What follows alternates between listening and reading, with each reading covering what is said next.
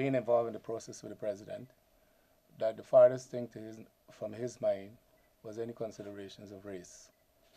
I wish to make that categorically clear. That's one. You know, if you look at from 1991, 92, the first list was submitted by the late Dr. Jagan to Mr. President Hyde. There was no problem with that list. Mr. Hyde then became opposition leader, and all the lists he submitted, there was no problem with all those lists.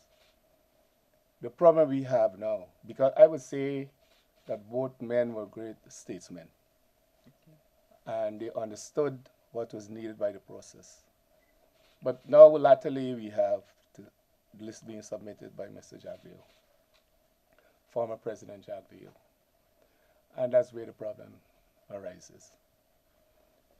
The lists that have been submitted were designed in such a way to focus the president to a particular candidate that Dr. Jagdeo and Mr. Jagdeo desired from the very first list. In fact, if the president had identified anybody on the first list, some of them would be accused of being members of the PNC and the cohorts, etc.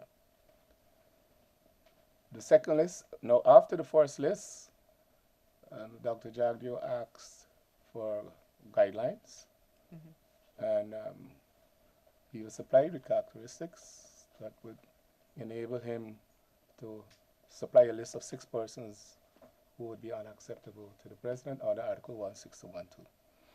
We wish to make it very clear that under Article 16012, the leader of the opposition does not appoint the chairman of the Elections Commission. The Bar Association does not appoint the chairman of GCOM. The only person empowered under the Constitution to appoint the chairman of GCOM is the president. And I think that the leader of the opposition was operating all the time on the basis that in his list, he should have someone there who should be chairman of GCOM. Unfortunately, that is not what the law is.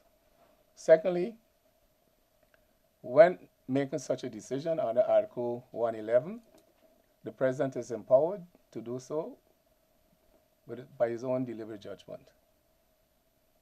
And under Article 182, it's very clear that the president is not personally liable for the acts that he performs in executing his functions. In other words, he has immunity and he's not personally liable in civil or criminal proceedings in the office and after he leaves the office.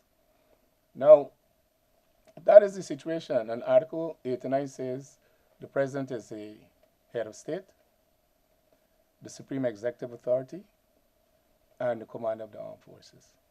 So we have a written constitution. Article 8 of the Constitution says the Constitution is supreme. And we know that the words written in the Constitution are sacrosanct.